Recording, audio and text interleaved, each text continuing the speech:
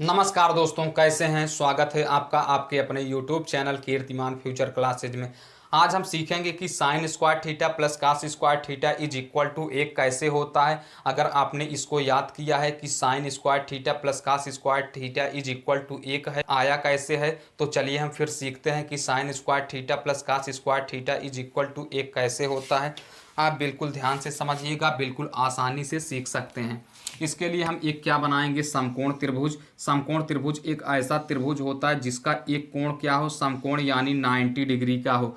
हम इसका नाम दे देते हैं ए बी और सी। एक समकोण त्रिभुज है, ए 90 डिग्री है यानी समकोण है। तो समकोण के सामने की भुजा हम हमेशा आप याद रखेंगे कि समकोण के सामने की भुजा क्या होती है, कर्ण होती है। अगर हम इसको थीटा मान लेते हैं तो थीटा के सामने की भुजा लंब हो जाएगी और तीसरी भुजा जो बचेगी वो आधार हो जाएगी। आप बिल्कुल ध्यान से समझिएगा, 90 डिग्री के सामने की भुजा कर्ण और थीटा के सामने की भुजा यानी कोण के सामने की भुजा क्या होती है, लंब, और तीसरी भुजा क्या होती है, आधार होती है।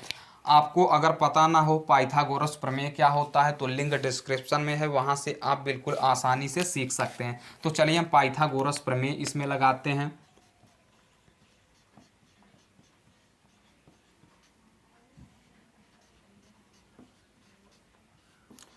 पाइथागोरस प्रमेय क्या होता है। पाइथागोरस प्रमेय होता है कर्ण स्क्वायर इज इक्वल टू लंब स्क्वायर प्लस आधार square.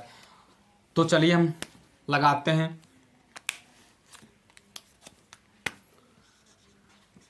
Karna square is equal to लंब का स्क्वायर प्लस आधार का स्क्वायर। तो यहाँ कर्ण क्या है, कर्ण भुजा AC है, तो हमारी क्या हो जाएगी, कर्ण AC हो गया।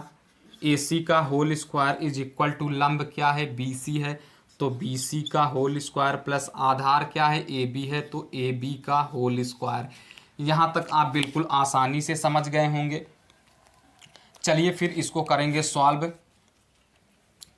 देखिए, AC square is equal to BC square plus AB square. यहाँ तक आप बिल्कुल आसानी से समझ गए होंगे। अगर हम दोनों पक्षों में AC स्क्वायर से भाग दे देंगे तो क्या हो जाएगा, AC स्क्वायर से हम भाग दे देते हैं। हम AC स्क्वायर से भाग इसलिए देते हैं क्योंकि हमको यहाँ एक बनाना है, एक हमको बनाना है। तो क्या हो जाएगा, यहाँ से देखिए, यहाँ से निकल कर क्या आएगा, BC square upon AC square plus AB square upon AC square is equal to 1 हो गया। एक कैंसिल होकर 1 हो गया, तो दिस इम्प्लाई BC क्या है, BC क्या है, लंब है, तो लंब, और AC क्या है, AC क्या है, कर्ण है, तो कर्ण हो गया। इनका होल स्क्वायर है तो हम इसका होल स्क्वायर कर देंगे, प्लस AB क्या है, AB आधार है, तो आधार हो गया, बटे AC क्या है, AC कर्ण है, तो कर्ण हो गया। इसका होल स्क्वायर हो जाएगा। क्यों हो जाएगा, क्योंकि AB का होल स्क्वायर अपान AC का होल स्क्वायर, तो इसका भी whole square is equal to कितना निकल कर आया है, 1 हो गया। तो आपको पता होना चाहिए लंब बटे कर्ण क्या होता है। लंब बटे कर्ण होता है साइन थीटा और आधार बटे कर्ण क्या होता है, कॉस थीटा। अगर आप लाल बटे का नहीं जानते हैं तो बिल्कुल याद कर लेंगे, लाल बटे,